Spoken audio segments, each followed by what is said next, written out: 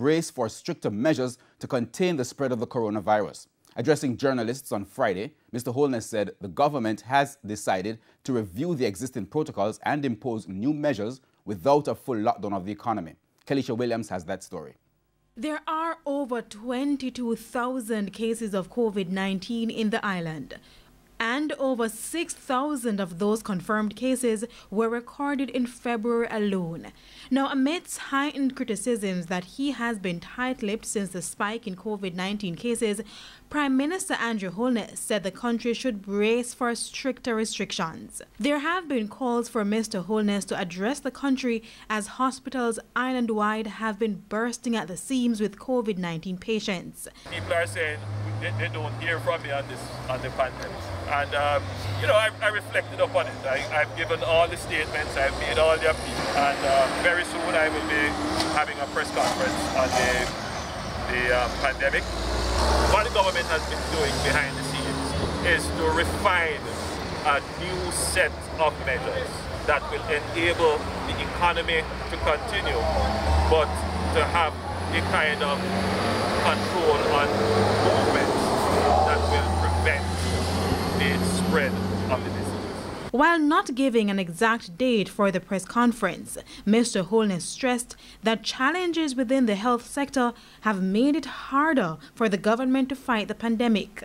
The number of persons seeking health care, that has increased. And now that is a threat, because whilst we can increase the number of beds, it's very difficult to overnight increase the number of nurses and doctors.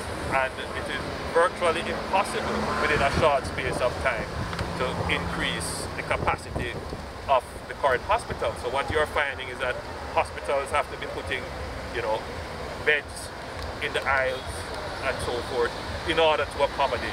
That is not a situation that we want. Mr. Holness was addressing journalists at a function in Kingston on Friday. Kelisha Williams, TVJ News. The main suspect in an ongoing predial larceny scheme in St. Mary is now in custody. The police held him after hundreds of coconuts allegedly stolen from a farm were found at his home. Water Valley Farm in Rosend, St. Mary produces a wide range of crops. However, the workers say for years they have been losing because of theft. So we have a big problem around here, so with thieving. Big problem. They say one of their most lucrative crops, coconuts, is targeted by thieves. One of two men from the community who were reportedly caught in the act on Tuesday has now been arrested. Reports from the Islington police are that the predial larceny unit responded to a call from the farm that two men were seen reaping the fruits, one in the tree and the other outside the premises. The next virgin I pull off an impression for me like a badness in my use, and I try to show him, say, watch out, man. And we over here work and clean on your place, and he never yet come give you a pound one day. When he said he was calling the police, the thieves reportedly ran. The cops say they went to one of the suspects' home, but again he ran on seeing the police. The cops searched the premises where they found and seized hundreds of coconuts. 630 them recover, but more than that them thief, because every day them thief it. Every day them thief it. On Wednesday, the suspect turned up at the Islington police station insisting that he purchased the coconuts. He was subsequently taken into custody. The farm workers are upset as not only are they being targeted by thieves, but they say they are sometimes blamed for the missing fruits by the farm owners. I be a thief out here. They don't want to work. Nobody don't want to work. As I put up little sitting, me have little sucker, little something over there, so and then take away every sucker. Every sucker then take away. Then live on the farm like a leeches. They can't get that over 50 coconuts we can sell somebody. In light of the suspect's argument, the Islington police say the investigation into this case continues. A manhunt has been launched for the individual responsible for stabbing a policeman multiple times along the Maypen leg of Highway 2000 early this morning. The officer has been treated and remains at hospital in stable condition. But as you'll hear in this report, concerns are being raised about a Highway 2000 protocol which prevented the policeman from turning back at the toll booth to seek treatment at the nearby hospital. Investigators searched for clues along the Maypen leg of Highway 2000 Saturday morning. This after one of their colleagues was pounced upon by a lone gunman shortly after 3 a.m. Head of operations for the Clarendon Police, Superintendent Christopher Phillips, said the cop was attacked after he stopped to change a punctured tire while on his way to work. Whilst he was doing that, he was pounced on by a man with what appears to be a shotgun. A struggle ensued, and during the struggle, the constable was stabbed 14 times in the back. He managed to disarm his attacker and basically got assistance to go to the Jamaican hospital. News of the incident sent shockwaves across the police force, with some questioning the motive behind the attack. Investigations so far have led the police to believe the incident was an ambush. Our initial assessment is revealing that miscreants basically had set up their operations on the highway last night, throwing several stones in the roadway because there was another vehicle that got damaged along the thoroughfare.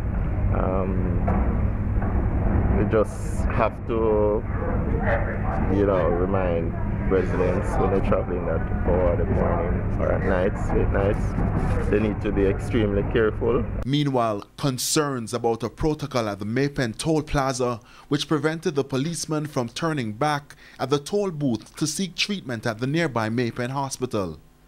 Commanding officer for the St. Catherine North Enhanced Security Measures, Superintendent Steve Brown, says the police was informed that he could not be allowed passage and a supervisor would have to be contacted. Superintendent Brown wants the protocol reviewed, taking into account emergencies, especially those relating to the police. He had to hit down the barriers on way to hospital, having identified himself as a police officer. And if he did not identify himself as a police officer, he's a citizen of this country. And we're talking about service, and that's what I told people are there to do. Offer service, not to collect money alone. And I hope it is not true. But then again, they have no reason to believe that the policeman has get up until a blatant lie just like that. They are saying that there was no supervisor there. And, we find this very unfortunate. Very, very unfortunate. This type of imbecilic behavior, which is just arrant buffoonery. They just can't continue, and something has to be done. Anthony Lugg, TVJ News.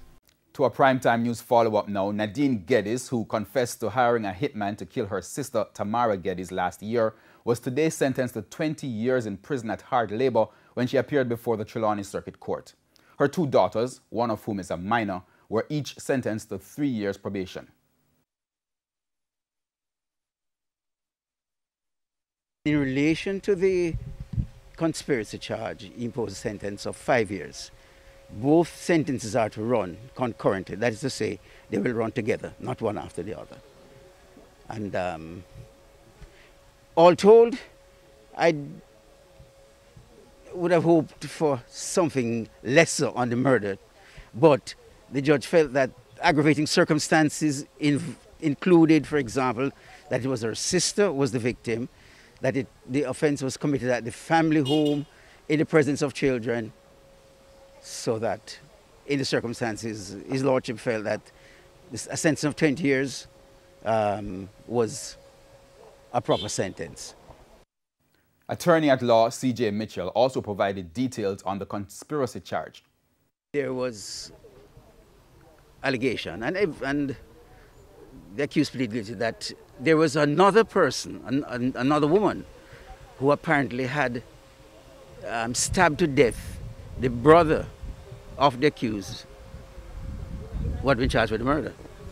And the sister, that is, sister of the dead person, of the man who had been stabbed, it is said, took out a contract that the woman who had stabbed her brother should be killed.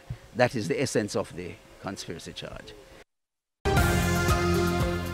Welcome back to Primetime News, and a special welcome once again if you're watching online at onespotmedia.com. Following Prime Minister Andrew Holness's announcement yesterday, some business leaders say they understand the need to balance lives and livelihood as the government implements measures to limit the spread of COVID-19. But as you'll hear in this report from Vashon Brown, the current curfew time is an issue for at least one financial analyst. To lock down the country or not, An old debate which has taken on new significance given the recent surge in COVID-19 cases and deaths. There was an expectation in some quarters that the Prime Minister would follow in the footsteps of Barbados, Cayman Islands and Trinidad, where the governments have used the measure to contain the spread of the virus. Mr. Holness, however, made it clear that a shutdown of the economy would have serious implications, and so the aim is balance. Financial analyst Dennis Chung agrees that it's difficult to find the right balance. Is between a rock and a hard place. It's difficult because government revenues are going to be cut significantly. One of the things that we need to consider also is that when businesses slow down, businesses don't just start up like that. It's not a key, you turn in the ignition. You know, it takes a while, right, for businesses to start up. It takes a while also for the productive mindset to come back. If you're looking at public health is overwhelmed. So therefore, on the east side of the economy, if the public health is overwhelmed, then we need to restrict the economy, but we need to try and find innovative and creative ways of keeping the economy moving. But there's no question in my mind that you have to restrict movement, and if you have to pay with reduced economic activities, that is where we are. New measures were announced Sunday aimed at limiting the spread of the virus. Both Mr. Duncan and Mr. Chung agree that the measures were appropriate and necessary, but the curfew time in particular continues to be a problem for Mr. Chung. I think that we have attempted to strike the balance. If I was to change one thing, it would be like moving the curfew from 8 to 10 p.m. because that will make a significant positive difference to the economy. And I don't think that there is much benefit in putting it from 10 to 8.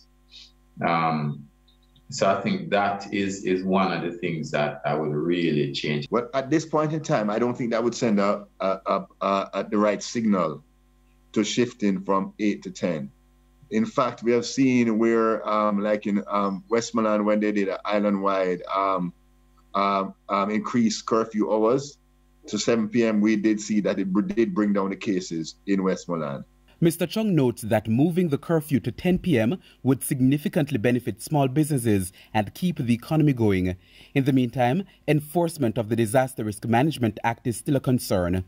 So we need to be stronger, I think, and tell people that, listen, if you violate the measures, right, then we're going to be seizing your equipment if you have an illegal party, and we're going to be locking up people, right, or we're going to be charging significant amounts, right? If they find you at an illegal party, for example.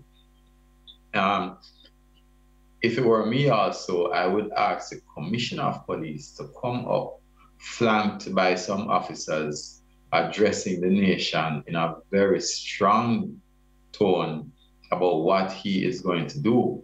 Vashan Brown, TVJ News.